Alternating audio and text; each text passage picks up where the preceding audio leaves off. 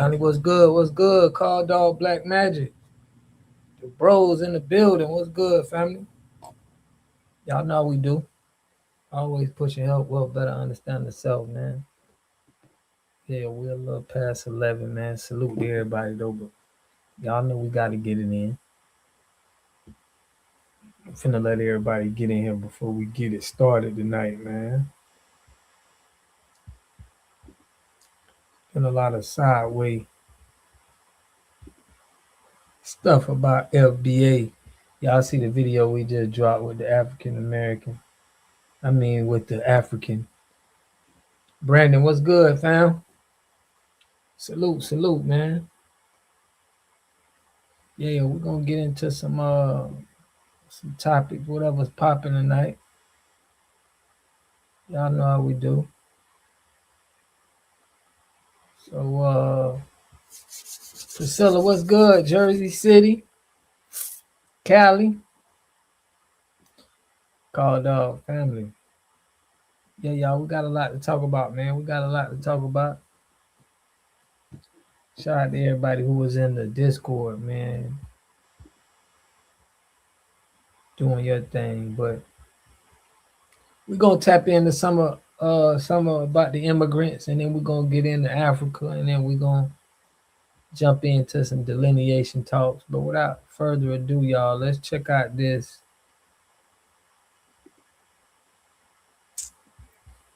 Ilhan Omar, a judge out there in Minnesota, was sentenced to 6 months. If the draft happens, we should use them for their resources. Makes sense. Makes sense. Let's put this on, though, family. Check this out. And I'm going to open up the chat, too, so y'all can call in anytime, but let's get it. Shout out to Paralegal. Go ahead and hit that like button, my people. You know that it helps us out a ton. And, of course, it helps you because it helps us keep bringing you these stories every day. Now, y'all, today you're going to learn about the latest guilty plea in the Feeding Our Future $250+ million fraud scheme. You're going to learn how much this person was able to steal and the paltry, the small, the minuscule amount of time that the judge sentenced this person to, y'all, is absolutely incredible. You're also going to hear your girl, Ilhan Omar. It's going to be a short, tight video, but jam-packed, y'all. You know how we do. So without further ado, let's go ahead and get into it. A 50-year-old woman who laundered $500,000 for her role in the $300 million Feeding Our Future fraud scheme received a 6-month prison sentence. Ms. Jama, do you have any comment? Judge Nancy Brazel said that Zamzam Jama was one of the least culpable defendants, and she doesn't think that she'll see Jama back in federal court for another crime. Jama was part of a family fraud operation that 6 members of the Jama family ran out of Brava Restaurant and Cafe in Rochester, Minnesota. Zamzam's older siblings owned the restaurant.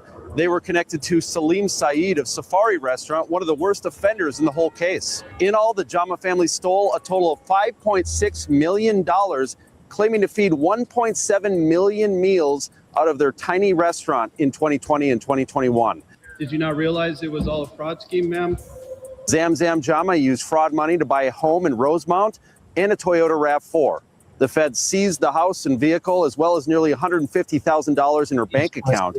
She is ordered to pay back $491,000. The other 5 Jamas haven't been sentenced yet, but they are looking at a lot more prison time. I'm Lou Raguse. Follow for more news.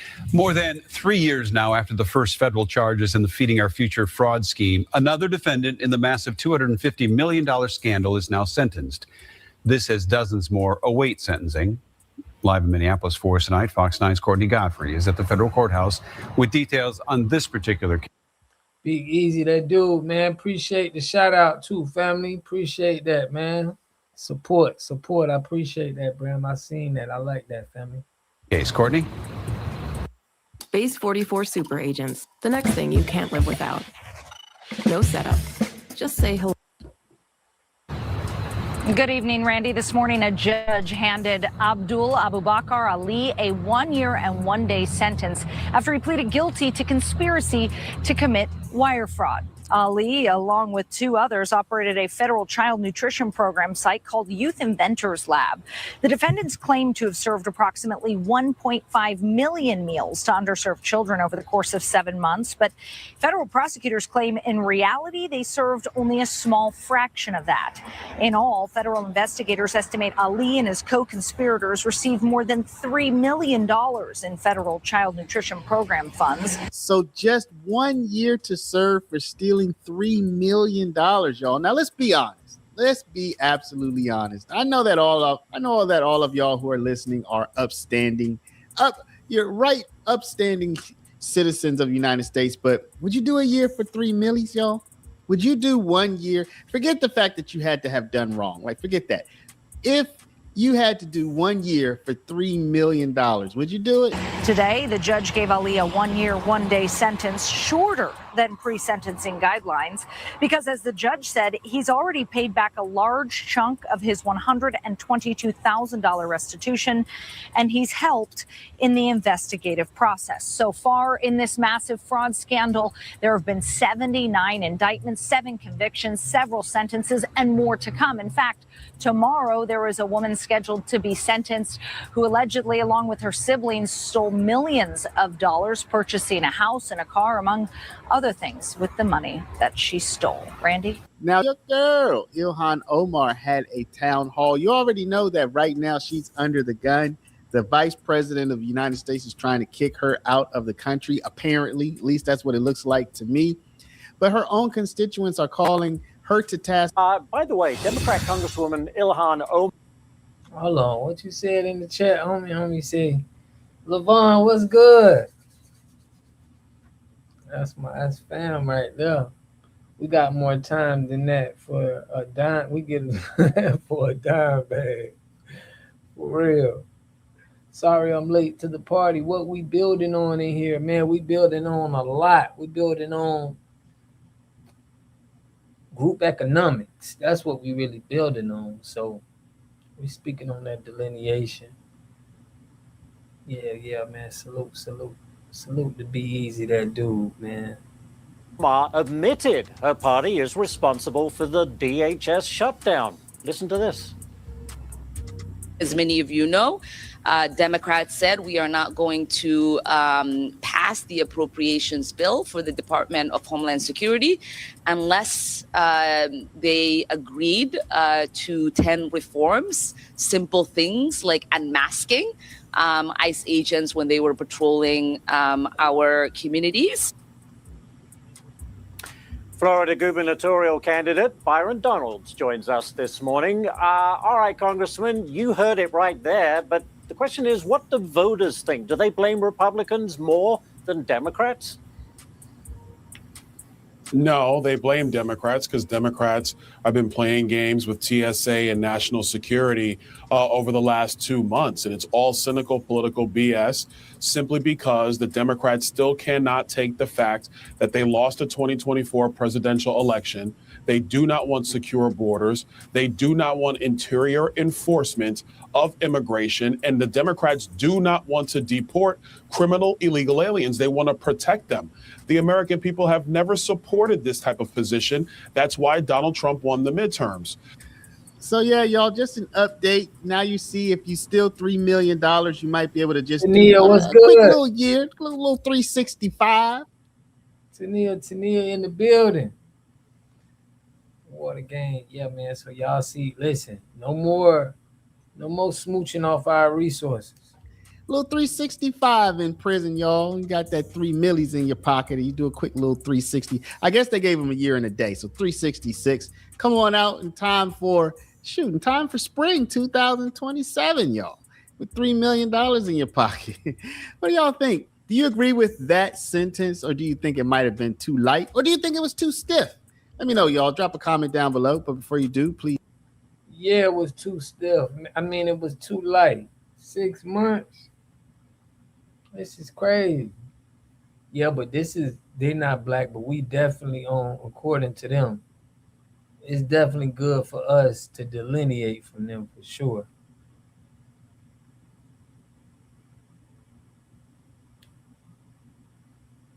Salute, man. King Crowder.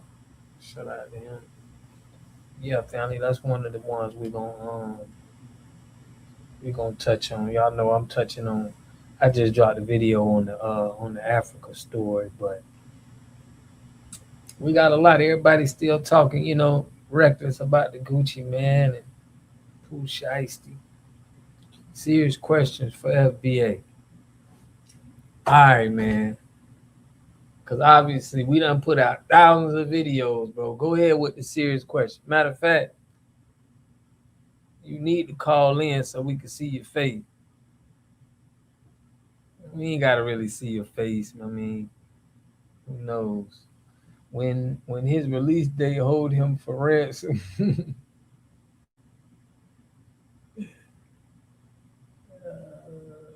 Hopefully they seize their account and whatever money they sent off, we could track and recoup. Yeah, that lady bought a 400 and something $1,000 house. This is crazy. There's been a lot of reports that people saying that they seeing these people that don't even speak English in these new home development.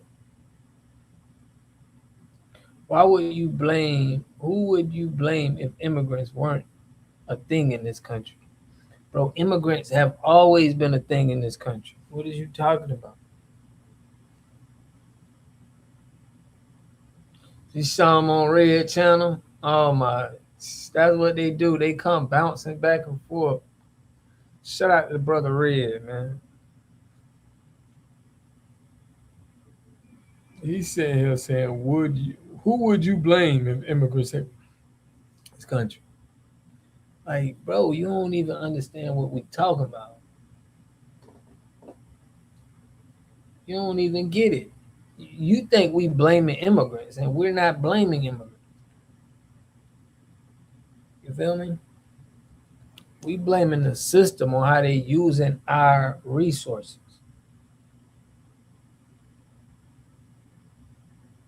I mean, the undocumented pump about 25 billion into our economy.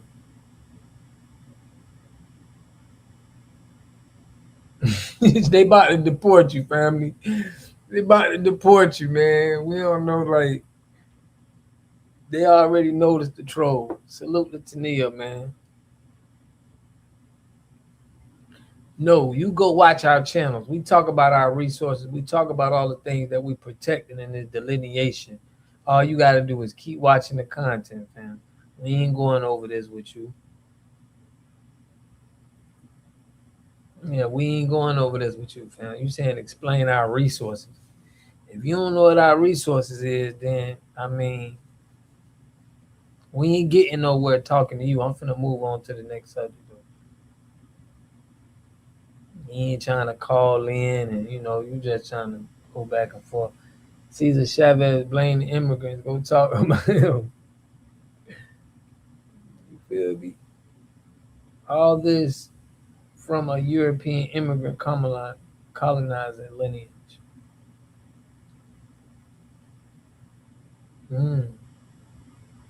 Right. Like who they think started immigration? Who you think started it? Y'all doing exactly what them people did. We done seen them do it. They was blaming us for the migrant crimes. Right, man. Y'all, a mayor just got, I'm finna play that video. A mayor of Coral Springs, not too far from my sister live in that city, in South Florida, got unalived by a first immigration immigrant. First generation, my bad. First generation. We don't explain on the troll. But they were saying that he was a Black American at first, and everybody had to, straighten him out. So we get, when anybody come here, if they commit a crime, they automatically gonna think you Black American. And that's what's messed up. We was blaming them until y'all stabbed us.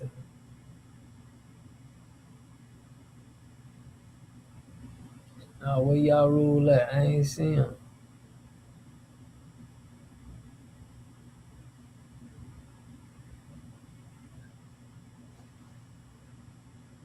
ain't see y'all rule jump in.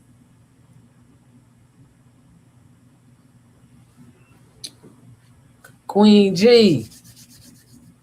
Salute, family. I'm late. What happened? Well, what happened is, a Somalian judge got 6 months for using illegal funds to buy a house. And we were saying in the chat, people done got more time for that for a dime bag. Queen G, shout out to the lovely family here, man. I appreciate y'all for always supporting, man. Marcus Jones, what's good, family? We in the building, man. So we're gonna go over some native stuff. Our boy Claude came out with a new video. Shout out to him. We're gonna check him out. But I'm not trolling. Random drop, what's good, family? We got the squad pulling up. Captain Private, my guy. Yeah, man, we got everybody pulling on in here. That's good. That's what's up, family. Y'all go ahead and smash that like button for it. Push us on the algorithm, man. I want to get, look, towards the end, I do want to talk about, I want y'all to talk about some ideas that we can do to be able to send the right kind of messages to each other. To know what we got to do when we got to do something. Text yellow gold. What that is, be easy. What is that? Let's get to this. Family, when I was coming on, I saw that troll. I know him from other spaces, so I got him out of here before I could enter the chat. Okay. For real, man. Y'all do y'all thing. Y'all do y'all thing, family. We need you. We don't really need to be wasting time with no troll. They got to be for real. They got to be really wanting to speak on some real information.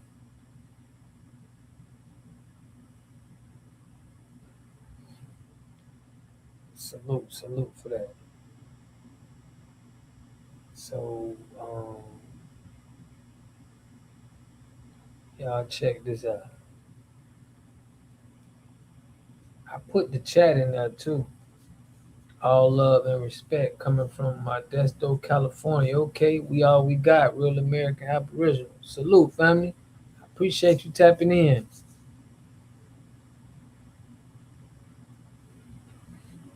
Mm-hmm.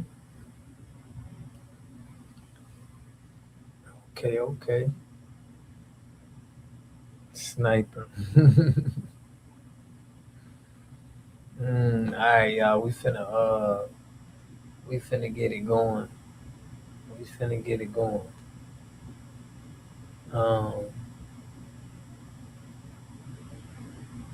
Shout out to I want y'all to see this. What the brother said. We done talked about him on the channel, but we definitely need some more lawyers. What you put, call in heavy? Cali in here heavy, yeah. Man, Cali been showing me real love, man, especially after I did my little Cali tour, my digital Cali tour. Had to, stay tapped into what's going on over there in Cali. But yeah, I'm finna play this real quick. Boy, the lawyer. This is the lawyer that we probably need to be setting up a lot of lawsuits. We probably gonna have to reach out to him, but we gotta get our lawyer game up. Y'all feel me? We need the lawyer game.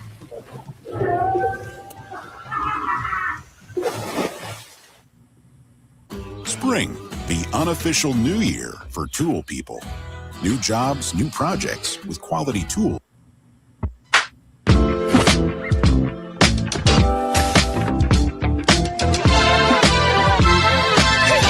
Hey man, I do what I do. They just weren't here. It was just black people and white people. Salute. And the reason is because you had strict immigration rules that favored Europe. Okay? And let me give you another number. There were only a few thousand Africans in this country. I believe like 50,000 Africans born in the continent living in the United States. Not millions, just about 50,000. You understand what I'm saying? And then came the Immigration and Nationality Act of 1965. This all happened when black folk started doing well. They came up with this Hart-Celler Act, and we thought it was a good idea. It's not something we came up with. We said, yeah, let some more black people in. What did it do? It ended the old national origins quota system that had favored letting white people in from European countries and stopped Asians and Africans and Mexicans and Latinos and anybody else of color from coming in. So y'all heard what he said. Now, if they was stopping them other people and letting white people come in, the immigrants would be mad. Like, what are they doing? They racist. Everybody want to get on our land, and we trying to really understand how did y'all get here and why y'all here. Let me read some in the chat for the start. He been on this for as long as I've been watching him as far as his petition suit and proposed act. Straight DGJ. Okay. It means, of course, is inexpensive and offer certificates for different classes in law. Yeah, we definitely need our lawyers, and we definitely need our lawyers for real. We need our lawyers on deck, cause and y'all remember we had that lady. She was just a nut, man. Sweet Butters. She was getting the lawyer stuff ready, but it's just, oh man. She got that little Caucasian in her. If we get one, it probably gonna have to come straight out of school because most are Masons and Boule. He basically on point. We ain't black. Black means pale, or our skin is clearly all shades of brown. And other folks are white. They are pale. But bro, we was using black, and it didn't have nothing to do with skin color. We was using the word black, like the Blackfeet tribe. So we was using that word, and it didn't have nothing to do with. It's a tribe called the Blackfeet. Dang, I gotta. You hear they kicking out black homeowners and stealing their deeds in New York. Yeah, man. I got that written down. I'm gonna drop a video on that too, man. I got tied up. I was supposed to do it yesterday. Yeah, black. I mean, they coming up with these what black mean. Yeah, black as a color ain't got, but we was using the word black before the Europeans was. So when y'all give out their definition, you're taking away from what the Aboriginals was using the word for and what the word meant to our people. So go look in the mirror and you can tell me your skin is black. Bro, it got nothing to do with the color of your skin. It was a tribe called the Blackfeet tribe, bro. Salute, mad dog. Salute. Appreciate you, man. This man talking about the skin color on your skin, bro. We way past that. If we can identify young people who want to be lawyers, then we should start our own scholarship for them. That way we know what time they already on. Yep, that would work. Put them through school. That's why we got to get our resources up. We got to get our business up, our networking up, and keeping the money in the community. We got to get with it. I want us to get on that. I want us to be kind of going over more ideas and solutions in the Discord. I want us to be kind of, giving out information on so we can start making some moves, y'all.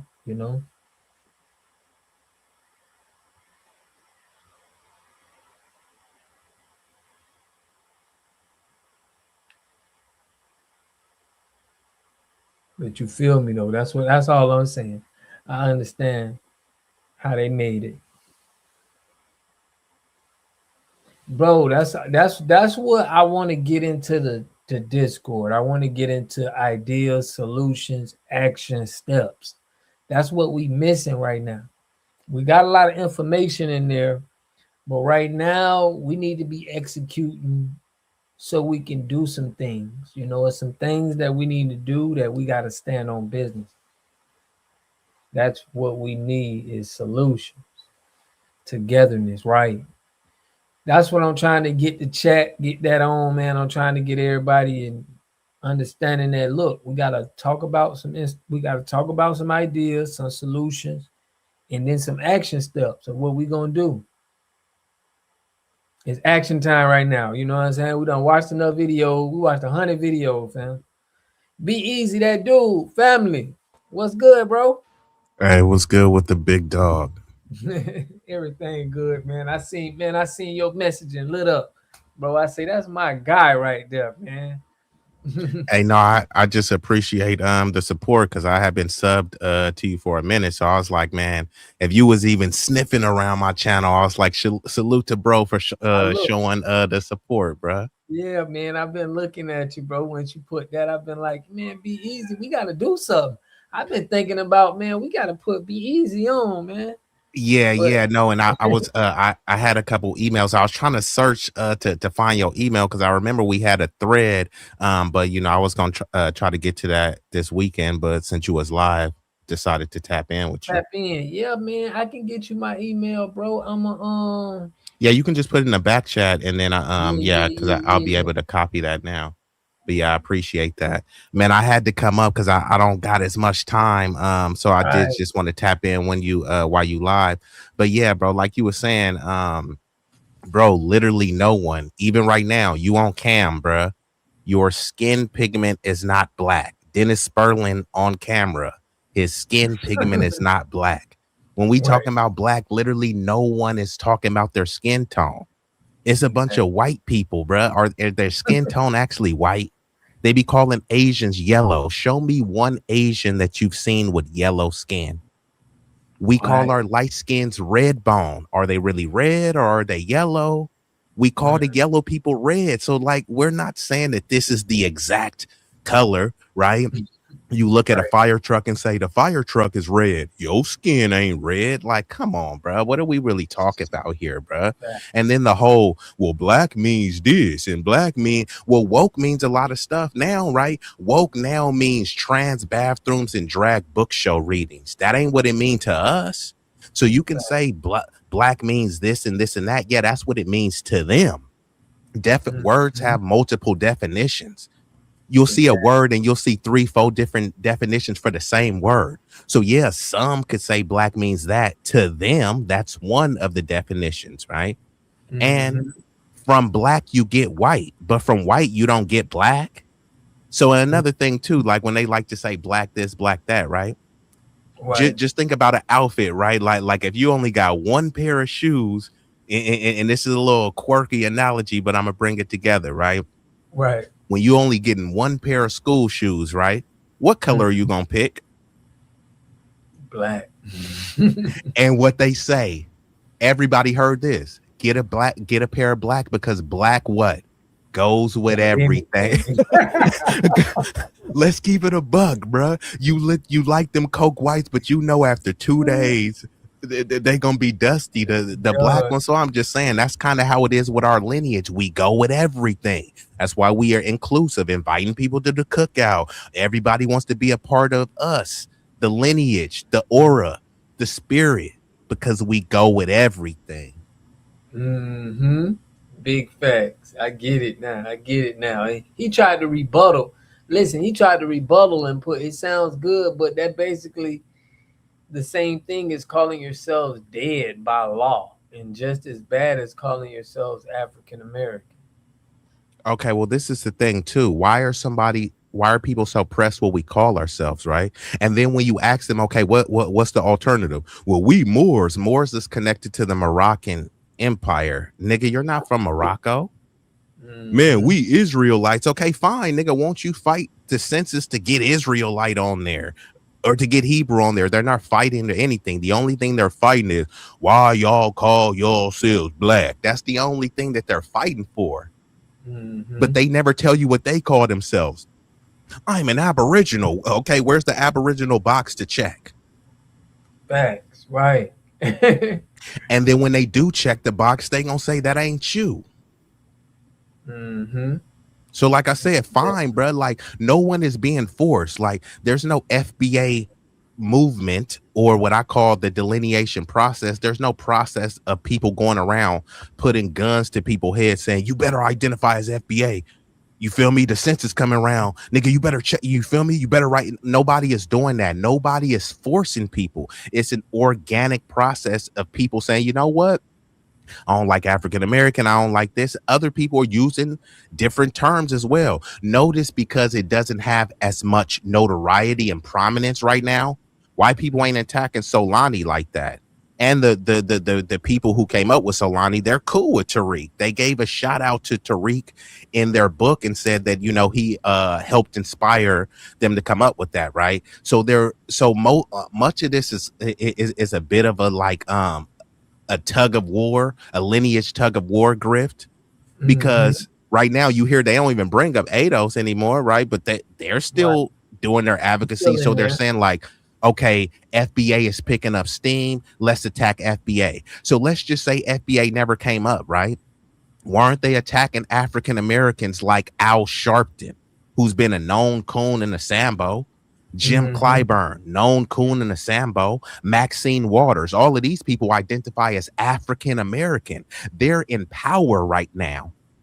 They all have all the smoke for Tariq. Tariq said this on a Twitter space. What did Al Sharpton say in front of the UN? Right. You see what I'm saying? So is this really about FBA or what? Bro, no one is forcing people to identify. Like whoever the dude is in the chat, he still hasn't say how he identified. How was FBA? He identifies as an American. And I'm like, bro. Okay. Right. Where is that honored at? Right. And then once again, if he identifies as an American with a faceless account, bro, why is this like people like this always telling people to not call themselves black, but they never show their face? At least make an AI version of your face to stand on it. You got all of this stuff to say. He drops the link, but nobody wants to come up. You don't want to debate or discuss. I'm just saying, like, it's bro, weird.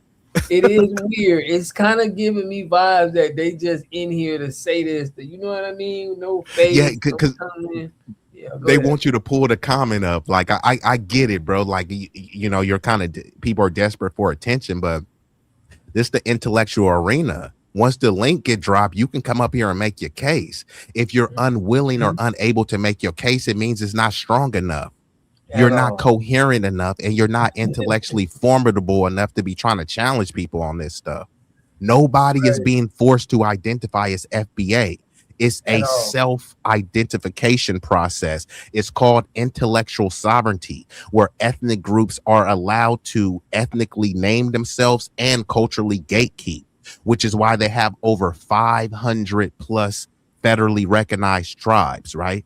Why aren't they all just one big native? Why aren't they one big aboriginal, one big indigenous, right? Because no one even knows who those groups are. Some of those groups, the chiefs look like Justin Bieber and Justin Timberlake. Exactly. There's nothing indigenous about them. Fam, you ain't lying on that one, man. Yeah, But so you calling them Cherokee. Go ahead. Look, this guy put, I wanted to see what he put here. He put, we are the only true American by addition. But he said he's still down for his people. My point is, I see a lot of people coming at FBA. How can you try to find a hole to pick in the FBA? You know, I was going in with that boy Viral Way and a lot of other people. They're finding so much negative about FBA. Does that say something about somebody that's trying to find something negative when black people are coming together?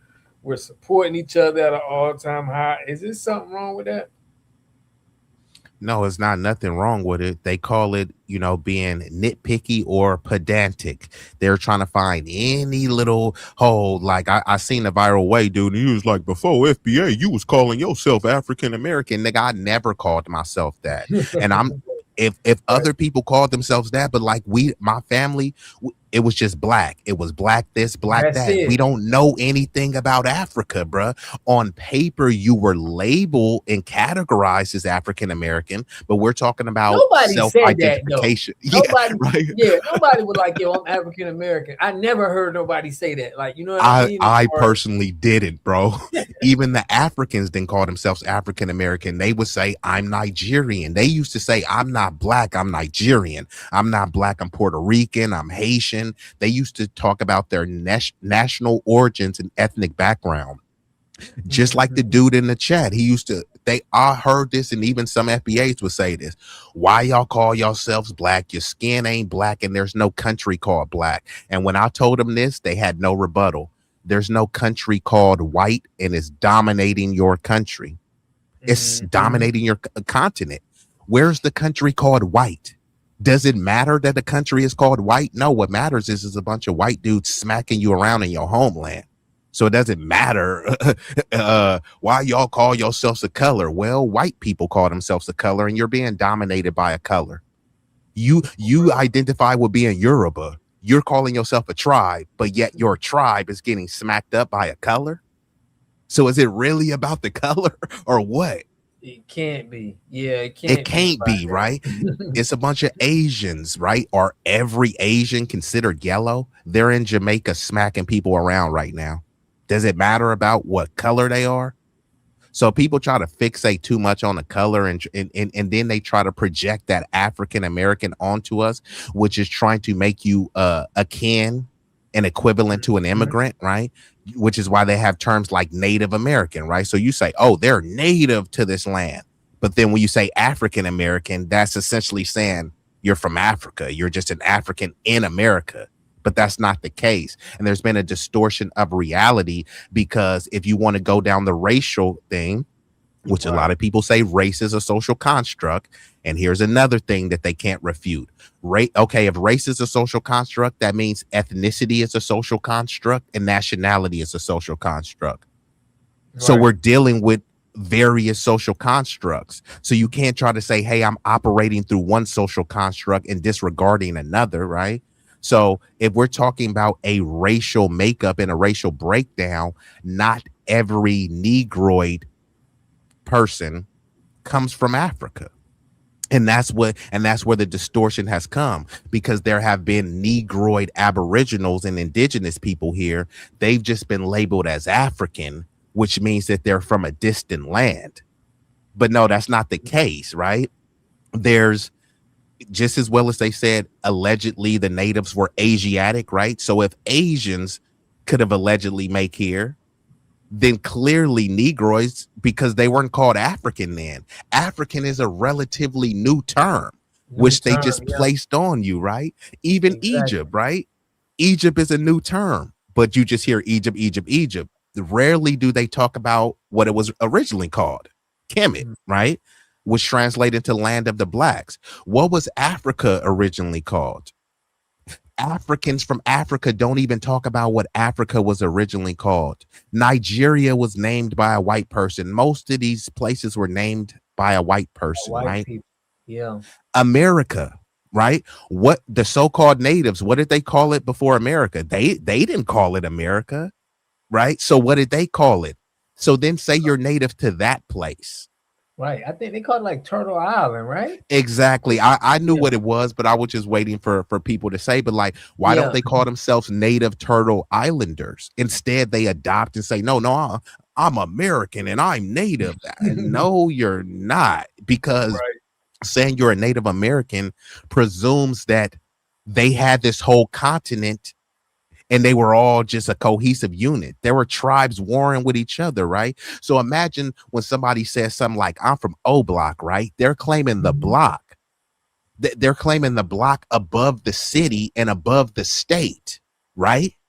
So that's how a bunch of tribes were. They were claiming they blocks. They weren't claiming the entire state and the entire country and continent. There was no concept of that. People was banging blocks. He from Hoover. He, he from Old Block. He from Cabrini. You know what I mean? That's how it was. People were banging block sets and territories, but there were no clear boundaries. So some people had like 2 blocks. Some people had like 3-4 blocks. That's not America, bruh. So yeah, you can say you're native to that, but America, the United States of America, what we refer to, right? Because people conflate the continent of America versus the country, which is the formation of the United States of America. How are you native to that? Don't take my word for it. Look it up. Most of those reservations were considered sovereign nations, which means they were a different nation. So how are they native to America again? Which is why they had to have amendments, because those sovereign nations didn't recognize them as Americans. They had to be written into the Constitution to say, well, after all, they are Americans. But those reservations are considered separate nations, bro. So, so now they're trying to double back. Now they're trying to double back and say, man, I'm American too. No, you're from whatever nation state you represent. That's why it would be Cherokee Nation, Choctaw Nation, right? Right. Got you. Shout out to East Oakland, man. You from Oakland, right? Be easy. I'm in Oakland, but I'm not from Oakland. I'm from a small city out here. It's called Pittsburgh with no H, but I'm in Oakland though, so it's like 20 minutes from Oakland. Oh, so Pittsburgh like 20 minutes from Oakland. Oh yeah, so yeah, you like around the same, same kind of, it's still considered the East Bay area, but it's not not the same city. Yeah, okay. Correct. Okay. Yeah, I'm in Oakland, but I'm not from Oakland. Got you. I got a question for you. In the chat, we was talking about dang, I forgot that quick. Dang. It was about American. It was about this. They always say we're a psyop program. FBA is a psyop program. Can you give me an example of a psyop program, not FBA, but something that's a psyop program that could have happened in our community that could have been, something like a psyop? I'll give you what I feel that, we would say, but I want to get your opinion on that. Like, was there any psyop programs that was ran on us that we can call out, that we can say from the past?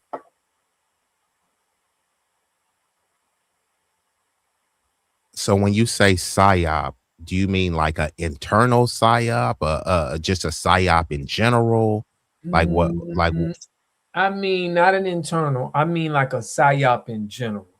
For someone to say, or not even for someone to say, just like somebody said in here, a rap industry is a psyop. What would you say a psyop would be that was done on the Black community? I mean, it's all subjective. So we got to deal with the definitions first. So a psyop, which is short for a psychological operation, is a planned effort to influence the perceptions, emotions, and behavior of a target audience, typically using non-combative means, right? So based on the clear definition, I mean, it's a lot of things that can be considered as a psyop. I would say BLM, would be considered as a psyop. And I'm talking about the organization, not the grassroots movement. There were some grassroots people really stomping, and standing on business for the lineage. And then there were a lot of Democratic shield organizations that used the branding of BLM to push their agenda. And how it turned into a psyop is because they were funding all of these elaborate projects that nobody asked for, right? George Floyd didn't need to get unalived, but like, was anybody asking for a George Floyd statue? So then these people start putting up George Floyd statues and make it seem like they were doing something for the Black community. Then all of a sudden you go to the protest, and instead of Black Lives Matter, there were Trans Lives Matter. It was No Lives Matter. It was All Lives Matter. It was Antifa. It was Patriot Front. it was immigrants built the country and they matter. So they used the BLM, the pain, plight, and tribulations of Black people, to usher in this psychological operation to say, hey, look, man, you know, y'all getting brutalized in the streets, and you know what, trans people can't even go to the bathroom, so it's all the same, you know what I mean? So that was a form of a psyop. I would also say some of the birthright citizenship talk is a bit of a psyop when you're dealing with the buck broken brain dead boule, because they keep trying to convince you, psychologically and emotionally manipulate you, that hey, birthright citizenship was for everybody, and you know, who cares if someone comes here illegally and drops a baby, y'all gonna be next, you know what I mean? It's a bit of a psyop to try to pretend as if FBAs are immigrants and we are at threat of deportation. So, and rather than them trying to say that, hey, look, the birthright citizenship was basically for y'all, instead they're trying to say, yeah, it was for y'all, but we have to give it away freely to everybody else. That's a form of a psyop to emotionally and psychologically pacify you so that you just usher in your displacement and replacement. Right. So you saying that, I got you. So you saying that makes sense. I can see the Black Lives Matter. Would you say the gang banging? Would you say gang banging or no? Would you say that's a psyop? I know they saying the rap industry. What would you think I would say about some elements of gang banging, because you know phrases, right? Like cut off the head of the snake, right? So the US has shown that they have the technology and the propensity. If they want to take out a leader, they take them out. If they can take out an Iranian leader across the globe, you mean to tell me that they can't take out one of the most notorious gangsters in the street? So if they haven't taken them out, then why are they letting them run amok? All the time you hear, what about black on black crime and gang violence and all this stuff? Well, y'all got mass surveillance and y'all got robot drones, dogs, tanks, all this other stuff, right? They know most of the crime is happening in a centralized area, right? So why is this crime happening? It's being allowed to happen. And that is actually part of the psyop, right? Nobody is saying that these people should be absolved of their personal responsibility of them. Hey, we got all sorts of saying, you do the crime, you do the time, right? Fine. Right. Where did these poor people get all of these advanced weapons? That there's no gun manufacturers in the hood. So where did they get all these advanced weaponry? There's been multiple people where they talk about, I know in some hoods in the 90s, it used to be like abandoned abandoned cars or abandoned places, crates that will have guns and firearms and stuff. They know the people in the hood, they gonna be using them on other people in the hood. That is a form of a psyop. It now people should be better trained, to not basically fall down that rabbit hole. But you put a bunch of people in impoverished conditions, dilapidated buildings, poverty is the greatest predictor of crime.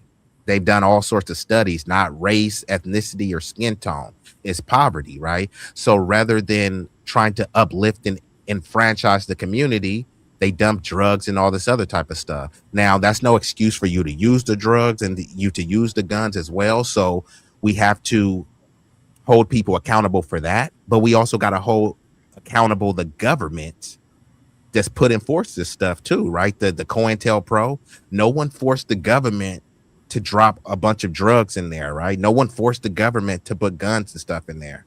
They know who the head of the snake is. Why haven't they cut the head of the snake off? Because they want them out there. They want them out there. Yeah, they getting money. They getting resources from them. And when they jack them, because this happened to me too, when I was out cutting it up in the streets, the cops, they handcuffed me, took my pockets. They took a couple ounces from weed from me and a stack of money. And I actually was working a square job too. You know what I mean? So and I was like, hey, that's from my square job. You know what I mean? they didn't care. They took my money, they took my weed, they uncuffed me and told me to have a nice day. So there's multiple instances where they let crime run amok because it's unchecked, unregulated money that they can get from people. So that's another thing too. Also, once the crime rate rises, then the property values go down. So then a company comes and buys up the houses for pennies on a dollar. They say this is a crime-ridden area, so you have to sell the houses for cheaper. Then they buy the houses and gentrify the area, and then there's no crime ever, no trash ever. So they actually promote the crime because once the neighborhood goes to crap, yep, they could come buy it. So you basically saying this is all intertwined with each other. That makes sense, man. That makes sense. Yeah, yes, it's cyclical, definitely. Yeah, dang, that's deep though. I like that. I got Shane. I want him to comment on that. Shane, you just called in. Shane, go. What's good, family?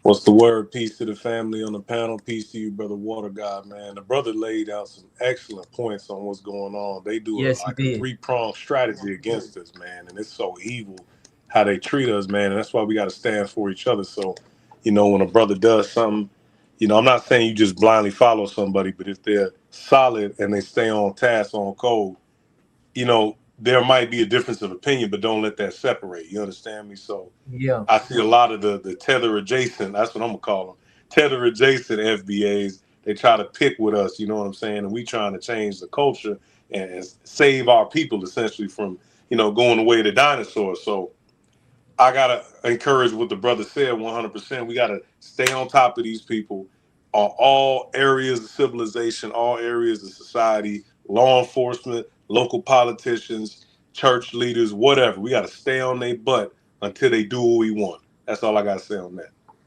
For real. I appreciate you, Shane. No doubt. Yeah, salute to Shane, bro. I appreciate you, bro. No doubt. And in the great late Dr. Nellie Fuller said, there's 9 areas of activity. And, he said that, the W supremacists, they control all areas of activity, but we do need people in every sector, whether it's lawfare, like someone said in the chat, we need to be working on our own scholarship so that we're cultivating these lawyers from the ground up. We can't just look at someone that went to a HBCU, which is a boule and a tether factory now, and expect them to come out, because their jobs is going to be the dominant society that's offering them jobs at law firm. So they're going to be beholden to kiss white mommies and daddy's booty because that's who they believe is going to provide them their level of sustenance. Yeah, they got indoctrinated. With that, man. We got Born King 1984, man. I want to hear what he got to say about what the brother Be Easy, that dude, man. We're gonna put his YouTube channel in there too. He going on. We're gonna have to do something. But Born King 1984, what's good, family? What's going on, man? Just chilling, listening, hailing from Los Angeles, California. Shout out to LA, man. Salute. Yeah. Hey, Water G, you got a lot of Cali love, bro. Bro, I'm like, Cali got love for me, man. What's good, though, chilling, man. Yeah, I'm just listening. I came in at the tail end of the convo about gang banging being a psyop. So this guy, please get a full, just like a little quick reset, what you talk about, the way I can get a gist of it, so I won't kind of shout out a place. Got you. Be Easy, that dude. What you were saying, like how you felt. My question was, is gang banging a psyop? And Be Easy to do, kind of do a quick, man, so we can get how he feel about it. A quick summary of how you felt that it is. Some facets of it is. Go ahead, fam. Yeah, and that's what I was saying. I believe some aspects of it could be a psyop, because I know originally it was supposed to be kind of like the deacons of defense, etc., supposed to be community outreach to uplift the community and to protect the community from external forces and outside invaders. However, the elements, i.e. the COINTELPRO type tactics, is what led to it being somewhat of a psyop because, you know, they fund the leaders that are going to help destroy the community, and then they turn around and complain that, hey, the community is out of control, so then they can over police the community. They over police the community, yet they're not solving crime. Every year the same thing, they keep talking about crime this, crime that. So that is a bit of a psyop. They're promoting a certain level of lifestyle. They're uplifting certain people to terrorize the community, and then they say that these people are a danger. If they're such a danger, then get them off the streets. If they haven't gotten them off the streets, then there's a reason that they left them out there to run amok. That part is a bit of a psyop. I know, like out here in the Bay Area, cities like Richmond, California, Oakland, California, there's been multiple instances where just random abandoned carts or crates of guns and other, like, you know, paraphernalia have been dropped off, you know. So those are some of the aspects that I was alluding to that could make you know, some gangbanging a psyop. I understand that. I mean, I hate to say it because, you know, I'm from Los Angeles and I'm basically one of the gangbanging capitals. But the stuff that you seeing, what's happening now, is starting to confirm what the brother was saying. Like, when you got, like, for example, I don't know if you ever heard this individual named Poetic Flacco. He's at this platform on No Jumper. Yeah. He kind of confirms that because he's openly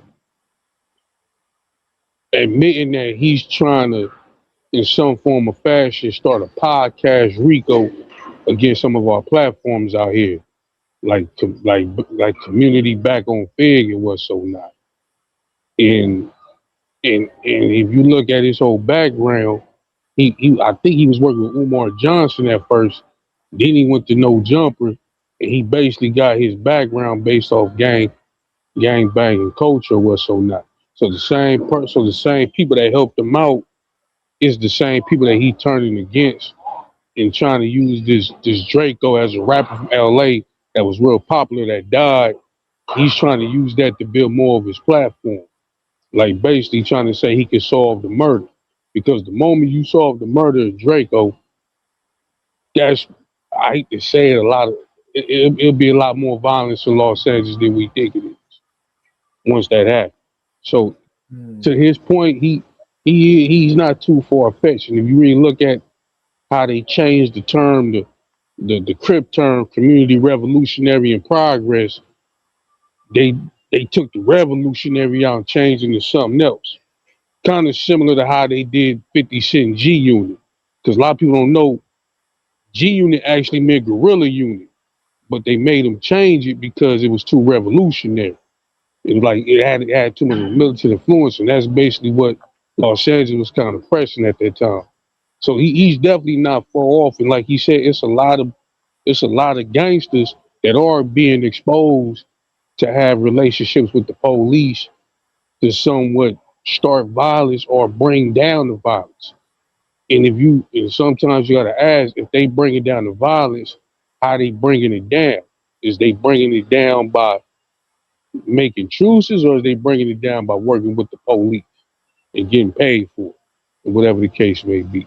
So he's not lying about that. Like, you see the grid program coming out, you see a lot of these gangsters becoming activists or what so not after they did so long term and getting paid under the table or what so not, and they just become big leaders or what so not, and just have this type of power or what so not. So I'm not, because I don't want to be too long winded, but the brother does have a point. So what he's saying is not very far fetched. Right. I got a question for y'all too. I got another question for y'all because shout out to Sam Seals, man, all the way from West Australia by the way of East Oakland. Okay, so he from East Oakland. He put, I told Vara way he looked like a P. Seaboat and a hunter gatherer. Now check this out.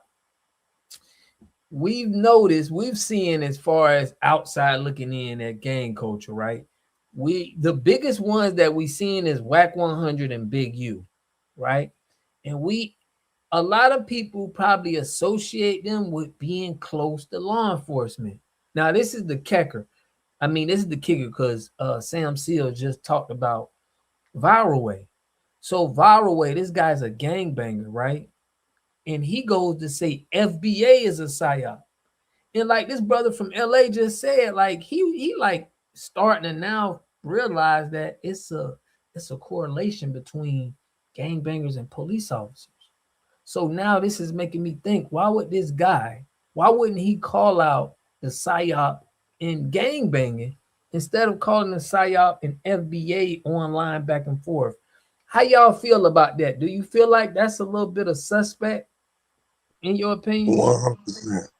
100%, bro. I'm in Chicago, so they got a lot of that gang activity up here, and a lot of these cats is fully known by the police. They know where they at all times, and they let them do stuff to the people in the neighborhood and whatnot, and let them get away with it. So I'm not surprised. I heard that thing with Viral Way. He sounded like a fed, 100%. The way he was talking to you with them weird questions and trying to move the goalposts, and you was trying to lay out a broader thought around this shit, it shows that dude is an op, man. I don't care what nobody say. That dude is an op. And the whole pocket watching, right? The nigga is supposed to come from the streets, right, bro? I'm from the concrete, bro. That pocket watching, bro. Come on, bro. That's some sassy, moist hoe shit, bro. Why are you watching niggas' pockets like that? Then you saying, oh, Tariq raised his money. There was no gun forced to anyone's head to donate to Tariq. So if people want to take their hard-earned money, donate to him to create a program. Think about this. He's creating a program to lean into our American lineage and history here. And then they want to say that that's a psyop. Right. No, calling yourself African American, nigga, is a psyop. Him gang banging and then trying to get on and become a YouTuber. And then he's pushing and the brother brought up Poetic Flacco. Dude is a tether. He's just trying to be the Nigerian version of academics, right? All of these goofy, moist niggas talk about black on black crime. Then what's the type of shit that they cover? All they cover is degenerate, disgusting stuff. Show me a video of them talking about black people winning the spelling bees, creating inventions. There's a bunch of people down south buying acres and having like put in like tiny homes. It's a bunch of stories that you can find of us working together, but all they got of stories of degeneracy and depravity, and then they want to put that on the whole community. No, nigga, focus on your community. This nigga DJ Academic's name is Livingston. The dude is a fucking Jamaican immigrant. Poetic Flacco is Nigerian, but he ain't talking about that Nigerian grape festival. Right. Tell the truth, brother. Real quick, I got to talk on DJ Academics because I've been in Chicago. I know some of the people he used to talk, crazy about and whatnot. Most of those were beefs between little cousins and family beefs and beefs over women and whatnot. Because of people like Academics, they set the whole city on fire with that tether, babbling, pillow talking garbage they be doing and made everybody want to get in. So now they chasing clout now. So now you got to run a drill on somebody for some clout. And then they help foster that type of environment, which set Chicago up for how it is now. Where all these immigrants come in to over police and all the rest of that. So you got to watch these tethers, man, and their mouth be running. You got to watch that for real. You right, brother. Yeah. And that's why they start calling it Chirac. And then in Chicago, they wasn't talking about how they dumped a bunch of Venezuelan immigrants there from Trinidad Agua. So they're over there clashing with the native population. They was over there beating the crap out of cops. And then they let them go and they say, oh, well, they're undocumented. And then when the crime rate goes up, guess who gets to blame? FBAs. You mean to tell me that the Latinos are just innocent angels and they're not committing no crime? You got it, bro. And they not. They commit most of the crime, to be honest. Shit, I live here. I know for a fact they be committing them crimes. Them Latin Kings and other people, man, they be doing dirt straight up. Bro, they get, and they get away with busy it, in bro. the streets. Yeah, they get busy, dog. Yeah, for real. And it gets so bad, man. They be doing witchcraft, bro. I'm not even bullshitting you. There was a video that came out, one of them fat Latino dudes, little sassy dude. He was talking about, yeah, we be running it in Humboldt Park and Stone Park and Logan Square. I'm like, that's why I avoid them places. You feel shit? I don't go out there. Yeah, I will say this. We got LA. I wanted him to get off, but I wanted to get your point on that, LA, with what I said. I said that what's up with these gangsters not calling out the right psyop, and they mostly calling out a grassroots movement with Tariq Nasheed. I wanted to get how you feel about that coming from LA, bro. I'm gonna stay be honest with you. I roll with Tyreek Nasheed, so you know what I mean. I Right. support it. You got to think about it. They not calling out the right side up because I hate to say this. And I'm gonna just keep it real with you. A lot of these hoods, they have a pro hood agenda, not a pro black agenda. So Exactly. so Yes. so so sometimes they really don't be tapped in to pro black social commentary like they do hood commentary. So Mm-hmm. sometimes, so subconsciously and sometimes unconsciously, they don't call it out because it ain't. It's like, man, F it, man. If it ain't in my hoods, I ain't even gonna speak on with this and all this other stuff. They just focus on the hood politics. And like, I hate to say it, viral, because I do watch viral a lot. Unfortunately, they homeboy is that Brandon dude that Tariq Nasheed was beefing with, that he called Bucci Bear or something like that. That's their homeboy. They used to do podcasts together, and that's who Tariq Nasheed was beefing with. And he was a Pan African. So Mm. so that could And there also were some play. suspects of dude being like a Fed too. That Brandon Yeah, dude, they yeah, were, yeah. yeah. Because Oh he, Lord, and that's they yeah, homeboy. That's their because boy. they, because I don't know if y'all remember, it was a young lady. uh, this is before the FBA movement started popping, but she was a black woman. She protested 92.3 The Beat, which is a popular radio station out here in Los Angeles, because a lot of them don't hire black DJs like that, and then they be showing racism on their radio stations. They don't even play West Coast artists out here like that. So they was protesting it. He came over there to try to cause some type of disruption and try to protest them while they trying to protest.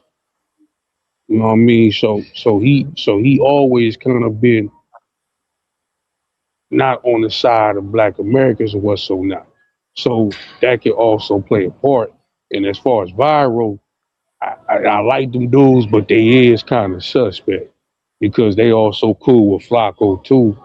And they've also worked with No Jumper and all these other people.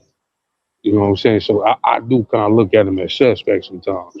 I mean, I'm not gonna say yes, they have stood on business when it Right. comes to black affairs, Yeah. but overall, when it comes to certain black affairs, but I hate to say it, the Tariq Nasheed so-called psyop, it kind of exposing their hand to a degree. Because I don't want to sound long-winded. I know the brothers gotta say something. Because Yeah. I be asking a lot of these foreigners, I be asking a lot of people, like, dude, why does it hurt y'all to a point where we delineate from y'all? Y'all keep saying we wasn't black. Y'all saying y'all ain't one of us. Y'all keep trying to deny us. So now we starting to say, you know what? Okay, then we ain't black, and we can prove that we ain't African. We can prove that we ain't one of y'all, and we have the information to back it up. As a lineage from y'all, now we doing what y'all want us to do. Now it's a problem. Why is it a problem now? Why is it a problem? Like black, y'all didn't want to claim yourself as being black at one point. Now you want to claim it. Like the word Afro. Y'all didn't like that term. At Y'all all. disrespected that term. But now you want to indulge in that term. I've even talked to some tethers. They was trying to gentrify the colonize the term African American. I stayed to and try to make it like, nah, there's a difference between African Americans and FBAs. I'm like, nah, bro, you can't play that with me. Because first and foremost, y'all didn't even want that term anyway. That term came from a black American man who happened to find out he had Cherokee roots, was so not Jesse Jackson. So y'all didn't even come up with the term to even try to colonize. So you definitely about to use it now to try to play some the leader system. But as far as what I feel about that, just to put it in a nutshell, they just have a pro hood agenda, not a pro black agenda. Like you notice after Nipsey Hussle died, who Yeah. had it kind of caused a black cloud over Los Angeles. So Yeah. and we still kind of somewhat Feeling. suffering from that. We still kind of feeling it. But the problem is that a lot of these gangsters that's feeling it, they not carrying the blueprint on. They not applying the blueprint. They just At applying the all. gangster part at all, but they're Yeah. not applying the pro-black part of it. So At all. that's So let basically me what you interject. said. Yep. No, go Let ahead, me brother. No problem. yep. Let me interject. So what really made me feel a type of way about the gangsters was Whack 100. He was with the white boy. I forget the white boy name. White Talk about boy, he Adam always 22. Aiden no Ross. Aiden Ross, right? Aiden Ross, he said that Aiden Ross was making sexual passes at him, and he repeatedly told him to stop. And this what made me look at different, because he let that white boy make passes at him, but he talked so gangster to our people. This what made me look at people who are gangsters. Now I gotta look at you and I gotta ask you certain questions. How you feel about the lineage? Because coming up, and I'm gonna let y'all go. Coming up, I used to look at dudes weird if you would want to rob a black man to me coming up, because my dad had principles. Like, if you would ever like brag about it or say like, man, I want to rob it, like I would look at you weird. I wouldn't want no dealings to do with you. So from what I'm saying, from Wax saying that on TV for all black people to see, and he's a gang member, how does that make like gangs look after that, in your opinion? All y'all can go on that, whoever first. It makes them look bad. Real Yeah. talk, it makes them look bad because a lot of these gangsters. See, the thing is, sorry about that, brothers. Like I tell people, the gangsters that you see on this media, yeah, they got solid backgrounds, but they kind of watering themselves down. If you want to see the real gangsters, you gonna see them off camera, because those the ones that's really doing what they doing, and they not trying to be seen or known for their work. They might mess around, go to jail or what so not. But on that scale, they make us look weak because they don't understand is that y'all when I say this, when I say it's for Los Angeles perspective, y'all representation of Los Angeles. So when they look at y'all, they looking at us, even the civilians. So y'all making Los Angeles as a city look weak with all this stuff you doing.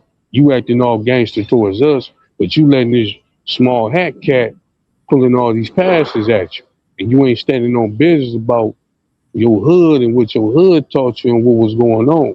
And not only that, you also getting looked like a punk. So now you selected politics. So now it's making it seem like we just selected politic and we using double standards and we don't stand on business. Period. Even the civilians. We just look bad. But unfortunately, a lot of these gangsters, they don't really care about how they look. They just want to go viral and get famous and get their little money and become podcasters. And to the brother, and that itself is a psyop, because sometimes some of these dudes be getting paid to do this nonsense and go viral and do whatever the case may be and cause all this stuff to make the city look bad or gangsters look bad like cornballers. But you can have it though. Yeah, yeah. All right. I wanted to hear that was a good one. I like how you put that. Be easy, man. How you feel about that? Then we're gonna let Shane go. What was the exact question that you asked? Because I don't want to. Right. So looking from the outside in, right? Looking at the WAC 100 Aiden Ross situation. Here in Florida, we got a lot of goons and robbers, but a lot of people look at people who rob their own people.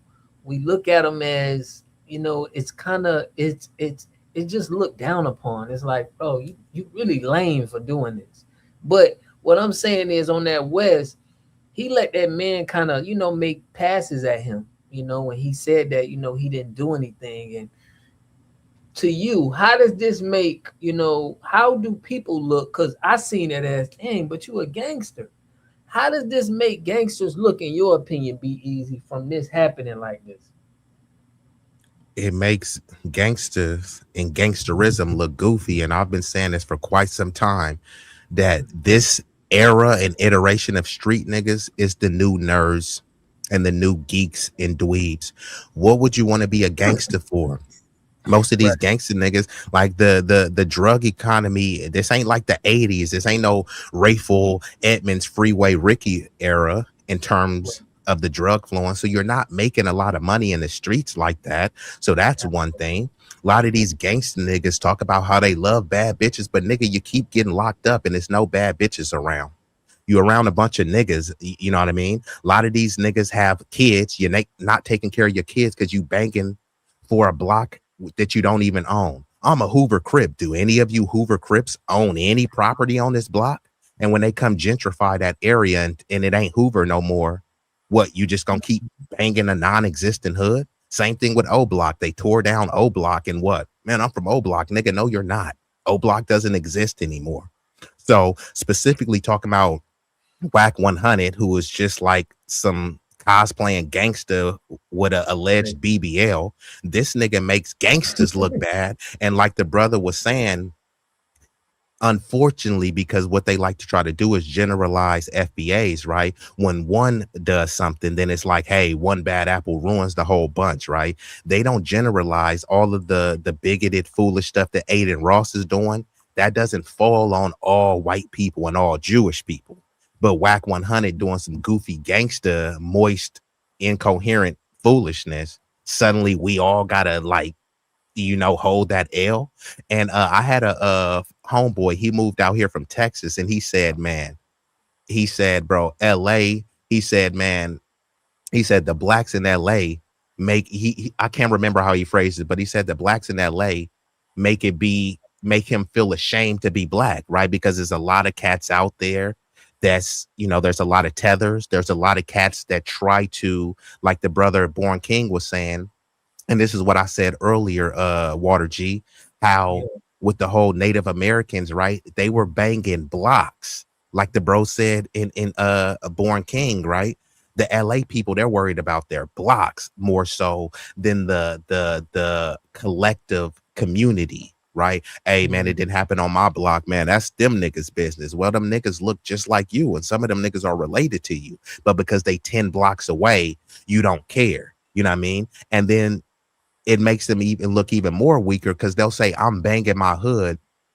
But imagine this, you say, hey, this my house. And then I come and you got trash everywhere. Your carpet got dirt stains. I'm like, nigga, if this your house, why you ain't cleaning it up? So these niggas will bang their hood and then their hood is filthy. Nigga, you're not protecting your hood anyways. And now you get ran out of your hood. You get ran out of your hood legally by gentrification because all they got to do is up the rent or say, hey, we're no longer accepting Section 8. Why y'all niggas ain't getting gangster to stop the gentrification?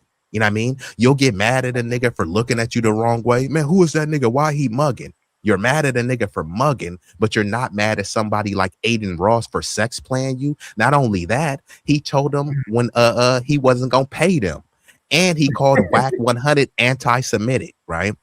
So and Whack 100 was up there cooning and buffooning.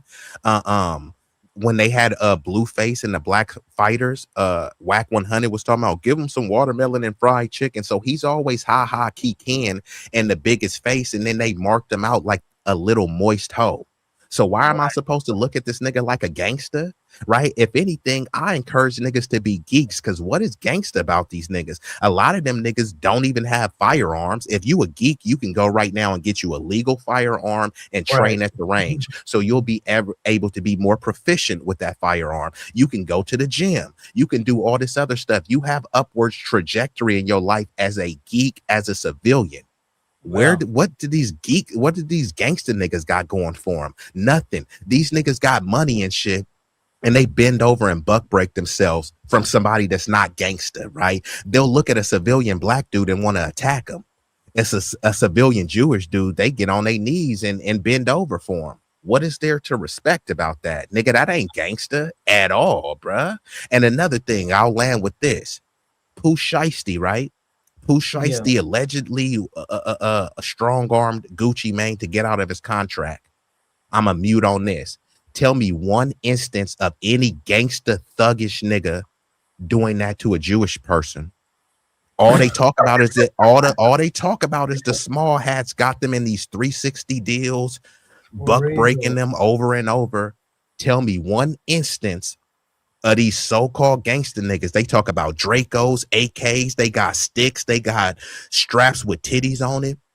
Tell me one instance of them pulling out and doing any type of strong arm to anybody with a tiny hat to get out of a contract. Y'all got it. You right. I said that too on my last. But Shane, on my live, I did bring it up. But Shane, go, man. I want to hear your point on this, man. How these gangsters looking, man?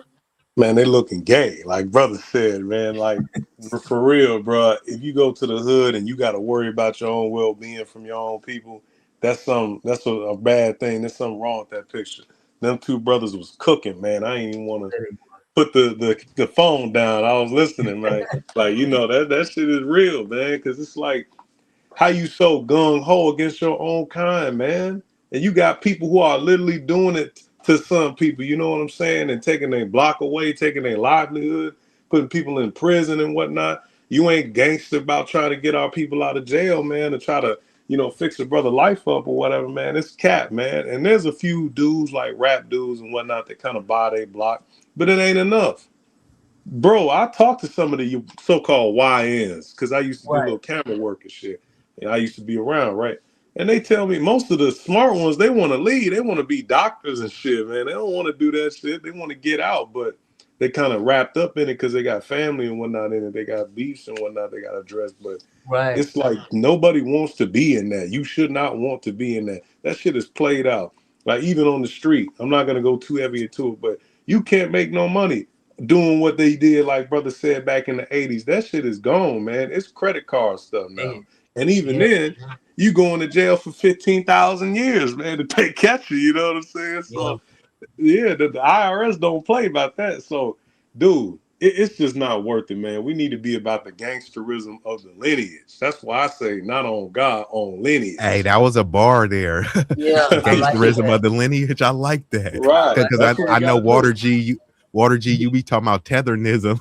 We gonna have to coin that gangsterism of the lineage, because I support the gangster stuff, but like you said, bro, go gangster to get these niggas out of jail. Go gangster to tutor these YNs. You got it, Shane. Right. That's a 100% fact. That's all I got on it. Yeah, but like what I'm gonna say is, I think Nipsey. Somebody put in the chat they think Nipsey was a psyop. I ain't gonna jump on that. I think Nipsey. Yeah, I ain't going with that. Yeah, I think Nipsey is exposing all of these gangsters. If you ain't moving and speaking how Nipsey was speaking, it's like we look at you like degenerate. Like why? Right, because he already set a blueprint. Right? Why didn't y'all pick up the mantle? Now the ball is in y'all court. Since Nipsey already set the blueprint, and I'm not saying it was only Nipsey. People did it before Nipsey. We're just using him as an example. He set the blueprint, so all you got to do, okay, look, these were his mistakes or mishaps. So now let me, make this a little bit more solidified so that we don't have the same type of conflicts going on. But nobody is picking up that mantle. All they saying is, I went to the Marathon Burger and got a cheeseburger and bought a Nipsey shirt. But I'm like, nigga, what does that do for the YNs on the block? You're not tutoring them. You're not mentoring them. You have no jobs to offer them. So then when they rob a nigga, you like, man, what's wrong with the community? Nigga, you're what's wrong with it. You're not providing these niggas another option or avenue. So they gonna turn to the stuff that you glorified as a child. You glorified robbing niggas. You glorified pulling up on ops. Now when the YNs do it, you like, man, what's wrong with these niggas? Bro, they just like you when you was young. And you didn't do anything to change the condition. So what are you expecting to change? You know the tropes when they be like, F them kids. Okay, fine. You think those kids that you said F them kids, you think they didn't hear that, know that, or feel that? So when they rob your whole ass, why should they care? You said F them kids. So now they said F you. Mm-hmm. That's exactly what happens, man. That's a fact. Cause see, this like the thing is about it. Like they said, like I said before, a lot of people didn't take on that mantle. Like I told a lot of folks that when you kind of study Nipsey Hussle, he took the FBA knowledge that he learned from our history and what we taught him out here, and he took it to the main stage, which a lot of gangsters in Los Angeles didn't do it. Like every time you hear him talk on the interviews, he was always dropping game. He was always articulate. He always spoke with a respectful kind. He understood that you gonna like me as a man first before you like me as a Crip. So even though he was still a Crip, he understood I could be bigger than the hood but still represent the hood. And that's what a lot of people ain't understand. And even though Snoop Dogg, he looking finicky, he also mastered that too as far as being likable and whatever the case may be. Like you gonna like me as a man first before you like me as a Crip. You gonna understand that I just happen to be a Crip, but there's more to me than just me repping this blue rag. And that's what a lot of gangsters ain't taking that mantle on. And that's what Nipsey Hussle was proving. Like a lot of people didn't know how they was using gang bangers tattoos in the hood to trump up charges on gangsters. Because if you from that hood, all the stuff that you did was a benefit from that hood. So since we couldn't catch them other dudes, we gonna put them charges on you because y'all from that same hood by association. A lot of people didn't know that at that time. But he the one that kind of brought that to the light. And and that's the coldest part about it because it's like you said, they want to go to the Marathon Burger and get a T-shirt, or they want to say we was cool with Nip, or they want to say we idolized him, or they try to say he wasn't a legend, or we didn't listen to him before he died. It's not about saying, you know what, let's take this mantle and carry this on, and start kind of investing in STEM and teaching kids technology and buying these blocks and these clothing lines and what's so not. Like I said, they really strayed away from that and just wanted to be the gangster part because that's a lot easier to beat than anything else. Like they don't really want that responsibility. And I yield on that. Yep. So, man, I hear you on that. Now, I want to bring about one more about the gang culture is the justice system. Now, we know that even with William O'Neal, they got William O'Neal in jail when they got him to take down to shoot Fred Hampton and give them the floor plan. They got him in jail. Now, if you go to LA or if you were in LA in the jails and how it's Bloods and Crips and the Mexicans, does that work in the justice system favor to have all of these gangs in jail so they can use from them? Are these people I want to get y'all opinion on this. Are they assets to the justice system where they use these people to get more people in jail? Are they being used by the police in a way, would y'all say? Mm-hmm. Yeah, it's called the prison industrial complex. That's why they have private prisons that you invest into, right? No one is going to invest into an empty prison. In order to get bodies in the prison, they need to over police and over criminalize somebody. And we already know what group that's going to be. You know what I mean? So that in itself is a psyop. I mean, when they talk about slavery was ended and was abolished, it said except if you're incarcerated. And when you get incarcerated, they don't say that your mama's kid. They don't say that you your daddy's son. They say that you're the ward of the state, which means that you're property, which is why they give you a property number to identify you. I mean, going to jail is the ultimate form of buck breaking. You feel me? All the niggas that's on the street talking about pause, right? They say pause to anything.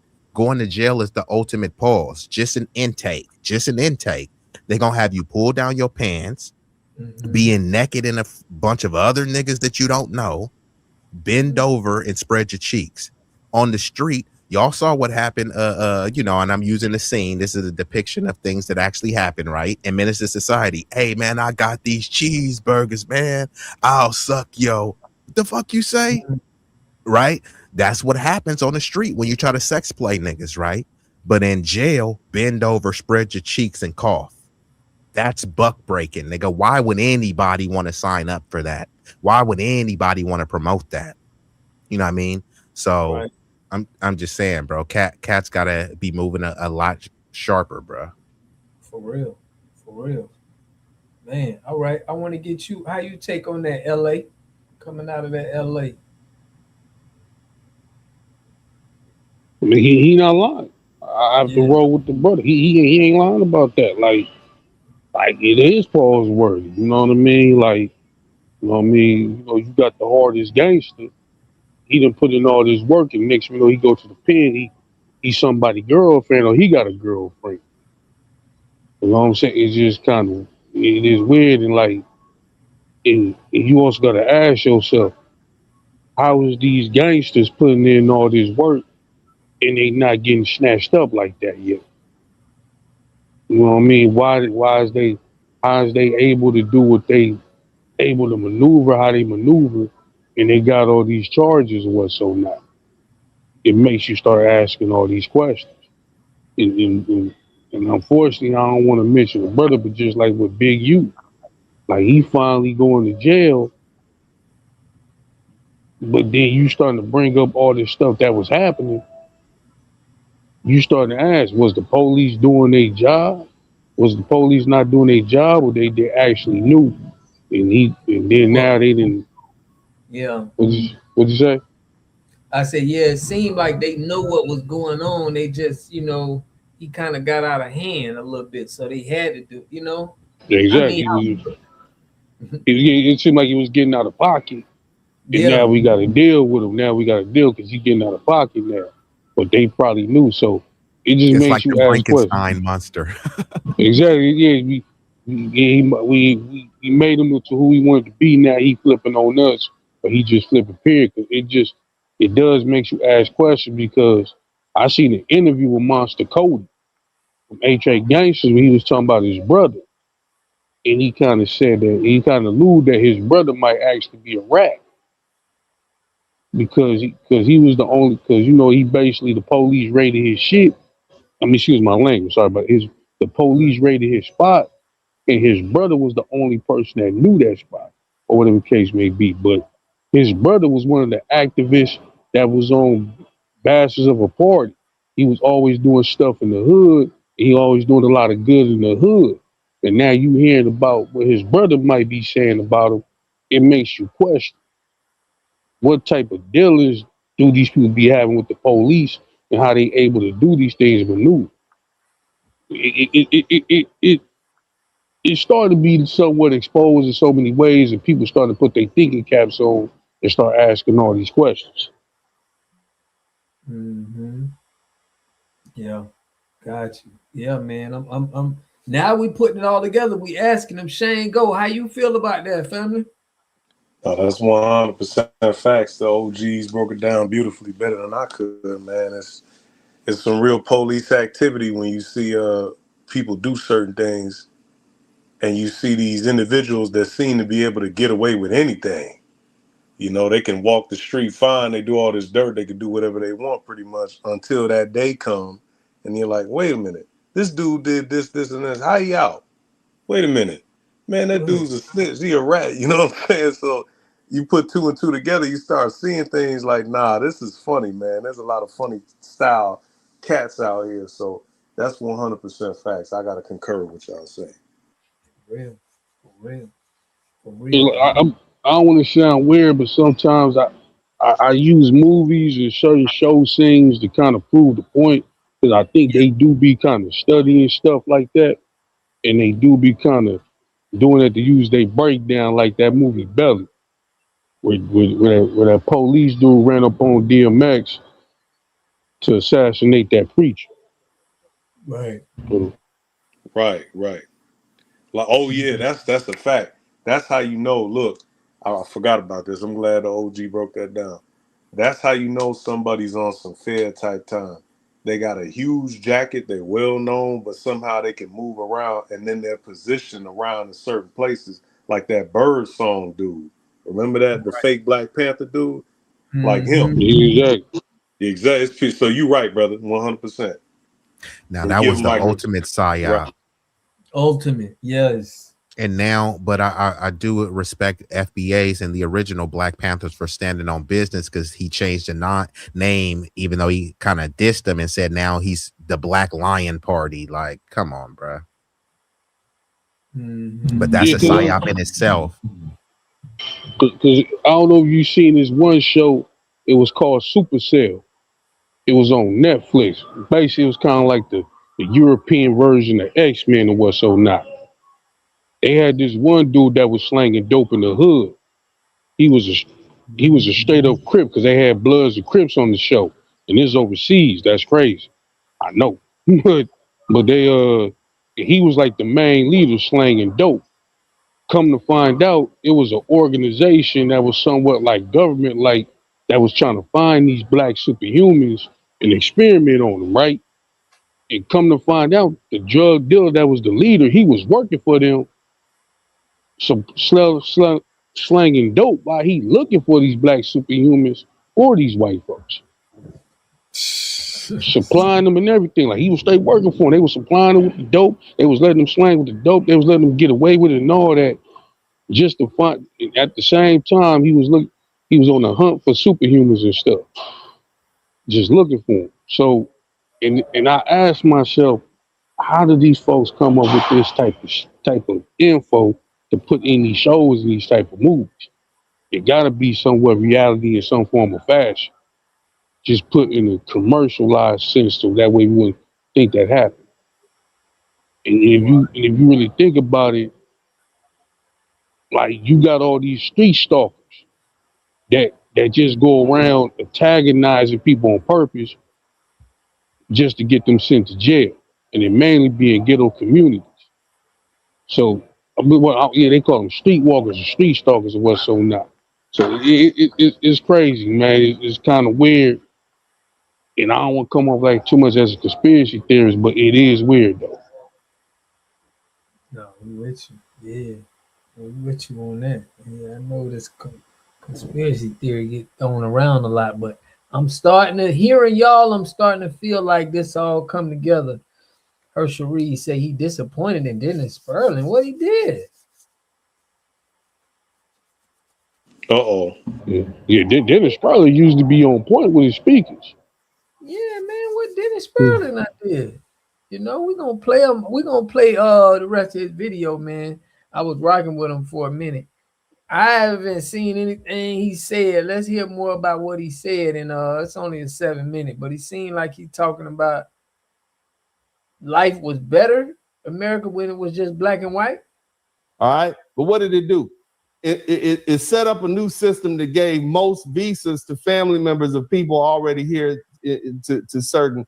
It gave it to workers and refugees instead of people who have family. And after that change, immigration from Europe, it dropped sharply. And guess who started showing up? Asians, Latin Americans, and later on Africans in the 80s. And so immigration rose tremendously. So immigration going on right now. What do y'all feel like the policies, right? I want to ask, be easy to do, then we're going to go out. What policies should we be pushing, right, to prevent another influx of immigrants coming in, getting our resources? So, I mean, you really just got to let the Republicans cook. Both parties support open borders because they are trying to erase and replace it. So it's kind of an uphill battle. So this is where we really have to be able to build and enrich each other outside of the political system as well. Like when you look at the Black Panthers, all of the mutual aid they were doing, they weren't looking and waiting for some politician to come save them. Now we do need to be, just like we need to be, cultivating our own lawyer class. We do need to have a competent level of people that are willing to run for office, predominantly local office. And then that's going to be the step, but it's going to be we need to abstain, and people gonna have to sacrifice, like chicks, if you're used to getting your nails done, Yeah, you're gonna have to kind of cut that back, you know what I mean? All those lashes, all that weave and all this other type of stuff.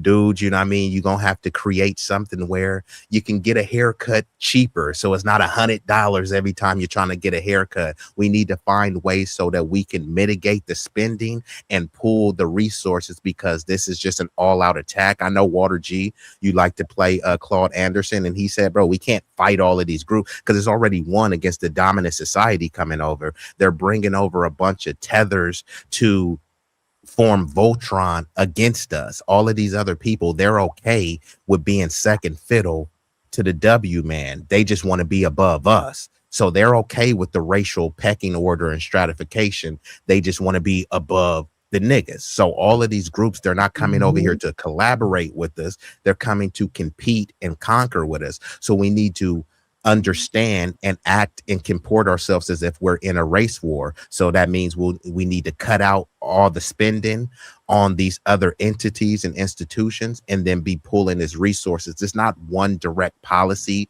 that you can advocate for. So the best thing that we can do is just get on code with our lineage and get on code with our message and start researching how immigration in general, but specifically illegal immigration, how it harms our community. And then you need to convey that message to all your church leaders and all this stuff, because they're going to tell you the opposite. This is the nation of immigrants built by immigrants, so we need more immigrants to flood your country, your community, right? So people need to be standing up to the Maxine Waters and stop letting them just do fish fries and stuff. This stuff is free. This is not a policy. This is just an action that you take, and the actions and the sentiments that you take will influence policy, right? Like there was no policy that made the dude change Black Panthers from Black Lion. I mean, from Black Panthers to Black Lion. It was just the grassroots people standing on business saying this is unacceptable and we ain't gonna stand for it. So, and we need a split of the vote. Some people, they're brain dead, so they're gonna vote blue no matter who, right? But we do need enough people to vote Libertarian, Green Party, and Republican, so that the vote is fractured, so that you have some leverage with your vote. If you're just gonna vote blue no matter who, if they disrespecting you, if they trying to give reparations to illegals, they trying to flood your community with illegals, and you still vote for them, why would they give you anything? They know you're gonna vote anyways. It's almost like a dude cheating on his girl and she keeps saying I'm gonna leave you, but he keeps cheating and she never leaves. Why would he stop cheating? He knows his girl ain't going nowhere, so I'm just gonna keep cheating because you're gonna be there. Why would they ever do anything for you if you're just gonna keep voting for them? Another thing that you can do, just in terms of this is not even a policy, this is just a practice, right? If you're able to, everyone should be registered independent, right? Now you can vote Republican, you can vote Democrat, but once you register as independent, that already shows a shift in mindset. That alone will wake it up. Oh, hold on, damn, like they were registered Democrat, now they're registered independent. You didn't even vote, but just the changing of the registration will have a ripple effect. So I think people need to just be more cogent in terms of building a cohesive unit to weaponize and leverage your vote, because the immigration that they're using, they're weaponizing these immigrants to replace and displace you, and both parties support that. This is why they're bringing over a bunch of Latinos, because there's no race called Latino. Many of those Latinos will be eventually folded into whiteness, i.e. the Fat Joes, the Jennifer Lopez's and stuff. So that's why they're okay with this specific Latino Hispanic thing, because it will help replenish the white births, and then they'll maintain some level of white dominance in this country. So it's not a specific policy that you can truly advocate for, but what you could advocate for is lineage-based tangible solutions, and say how, and then I think you just got to lean into how detrimental and harmful the effects of mass immigration are. More people need to be educated, because a lot of people too, and this is why they have the interracial dating and mating, because dudes may have a spicy Latina girlfriend, then they want to say ice out, right? If somebody is part of the LGBT community, then they promote trans lives matter, over Black Lives Matter and stuff. So we really need to find a codified front. We don't even need the entire collective. All we need is 3 to 5%. And that's all you need to create a mass movement. So I think the focus should be more on us. And I'm gonna land with this. The focus should be more on us coming together, pulling the resources and backing out of many of these institutions. Like, forget all those girls trips. Why are you traveling right now anyways? It's a war, you know what I mean? All that money that you was gonna spend on the trip, on the weave, on the Jordans and all that stuff, find a way to recycle it back into the community. Yes, and I put my Discord in there, y'all, and that's definitely what we about. Salute to that. That's definitely real. Now, LA, let LA answer this. The jobs, I've been seeing a lot of people talk about in California how they are being, chased out of jobs and gentrification. LA, I want you to tell me, what do you think about the immigration that's going on in California? How has it affected Black people in your personal experience? Oh shit! Oh shoot, my link. Sorry about that. I was about to say, man, oh yeah, it's bad, dog. I'm gonna just be honest. If you're putting words, it's bad, man. Like, cause the thing is, we just ain't going up against the M's. It's other races that's also going up against us too at the same time. So it's kind of like we surrounded by enemies. Like as far as the jobs go, yeah, they be bullcrap with the jobs, man. Like they'll mess around and try to find every reason to get you fired just to hire their brothers or what so not. Or most of the staffing agencies is ran by them out here. And usually the staffing agencies be usually in their neighborhoods where they mainly be at. So that's where it's at. It's not too many staffing agencies in the Black neighborhoods. And um, along with that, a lot of them be like low key undercutting Black people out here. And when it comes to the gentrification, the thing about gentrification is, it's not that the Blacks in LA or Compton or Watts, whatever, want to sell them homes. It's just the fact that they getting priced out. So they can't afford the homes like that. They getting priced out, the property value going up, and it's forcing them to move out to the IE or to the South, or wherever it is that is cheaper at, where they can actually live good and actually get their money while maintaining themselves. But out here in Los Angeles, they kind of make it hard because you up in the property value, making it hard to get a job. And when you do make it hard to get a job, now you coming up with these dumb requirements to work at this job, and whatever the case may be. And then you got to be bilingual. And they're bilingual, and this the coldest part to the brother point. Even if you is bilingual, they'll still won't hire you because you Black. Because the thing is, because you bilingual, so they can't. So they now, you know, their languages. Now you know what they talking about. Now you can hear the type of plots that they try to play on you, and they can't use that language as a weapon. So it's like they try to use that bilingual as a way of reason not to fire you, and then when you do get bilingual, now they act like they don't want to hire you. So and then it's just crazy. And then not only that, the thing is about Los Angeles, even though the Black is a very small population, the Black culture is still dominant in Los Angeles. So you got a lot of these cats out here, they walk like us, they talk like us, they sound like us, they even get put on our gangs, even though I think sometimes a lot of these people get put on just to infiltrate the gangs and just kill off all the main hitters and what's so not. Because at one point all these gangs was Black, and it was not cool to be from a Black gang like that. And now they all getting put on, not just the Mexicans, it's also the Asians, and whatever. And you can also count the Polynesians, but the Polynesians, Samoans, and Tongans, they get a little bit more respectful because they've been kind of banging it for years. And they never really try to be racial towards Blacks like that, to a degree. So they kind of be lenient towards them. So yeah, that's basically what it is when you see out here in Los Angeles. It's basically that they getting priced out. they taking all the jobs and they making it to where you can't get the jobs, whatever the case may be. And low key, some of them is even threatening the black businesses because they had this one firearms training business out here in Los Angeles. I think it was in a Mexican neighborhood. They was messing with the black people over there, sending them threats and taking them to court and all that other stuff to where they had to move. Well, I heard they moving. I don't know if it's true. So yeah, they pushing their line just to keep it short. Got you. Hey, and Water G, I gotta head out. How much longer are you gonna be up here? I got 10, 15 more minutes, man. Then I gotta run. Okay, cool. I was like, either way, I was gonna listen in the back. So, but Yeah. man, this has been a fruitful stream, man. The brothers on the panel was cooking, man. So I always liked it, man. You always have that FBA build-a-thon. Yeah, man, for real. We gonna do something too. Email me, man. I want to put together, I'm definitely gonna email you, bruh.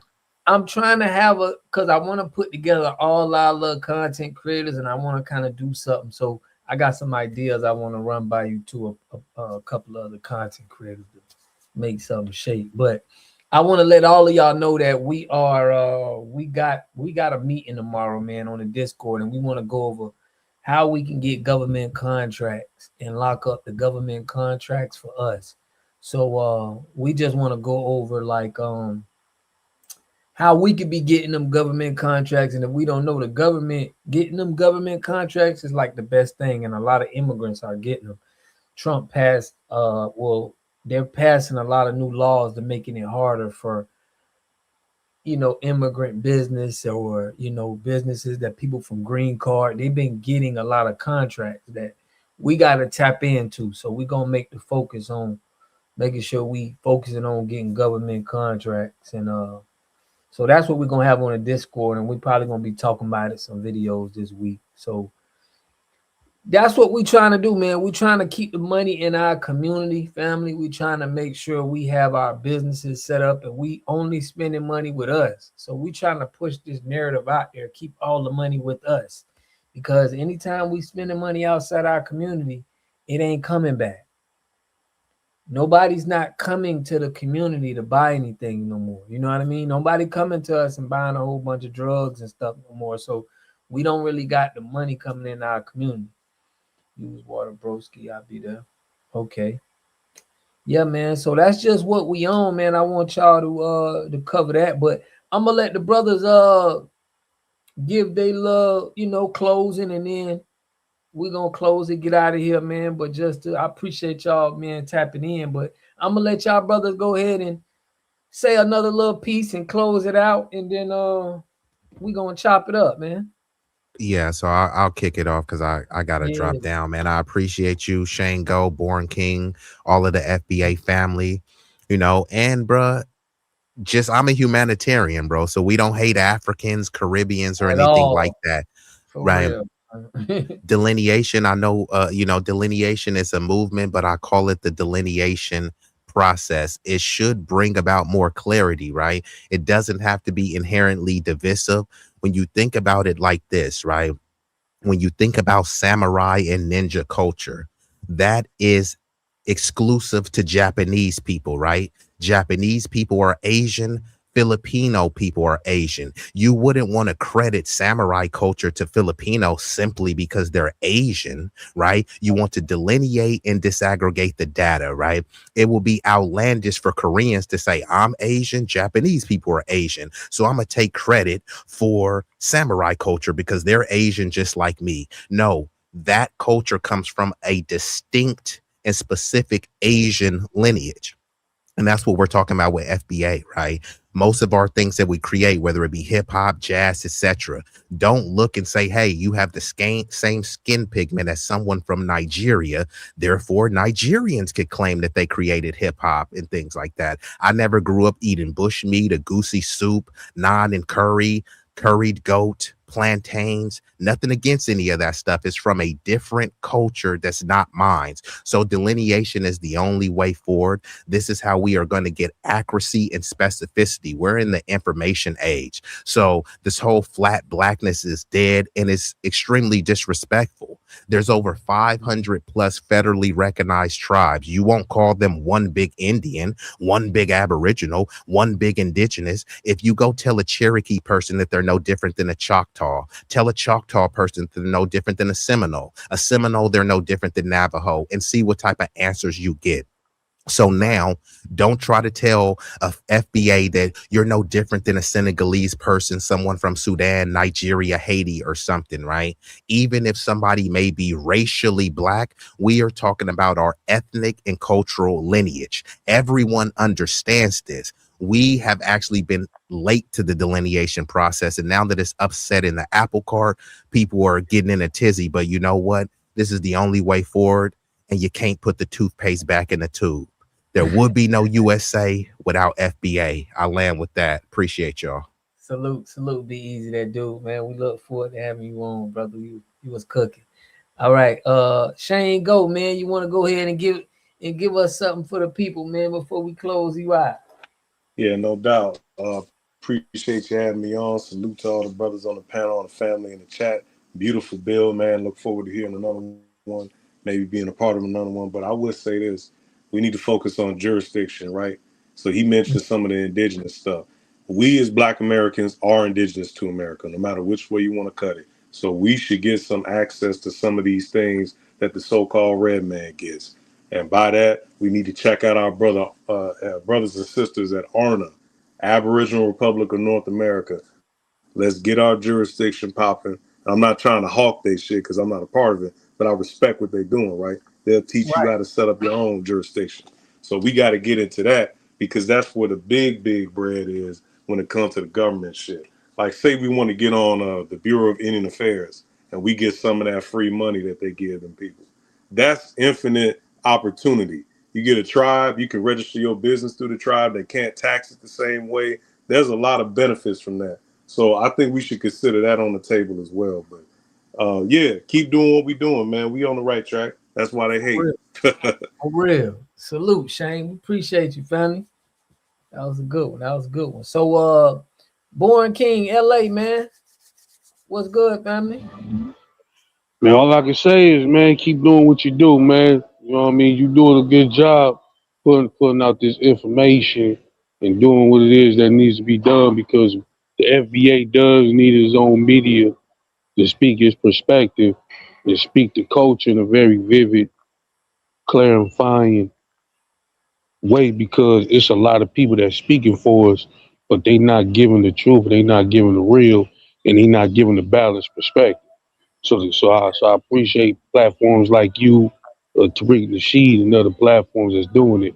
And as far as a viral way, within that disagreement, that means you doing something right. If they gotta come like that, it come with that type of approach. So keep doing what you do, man. Keep handling your business, man. I appreciate you, man. No problem.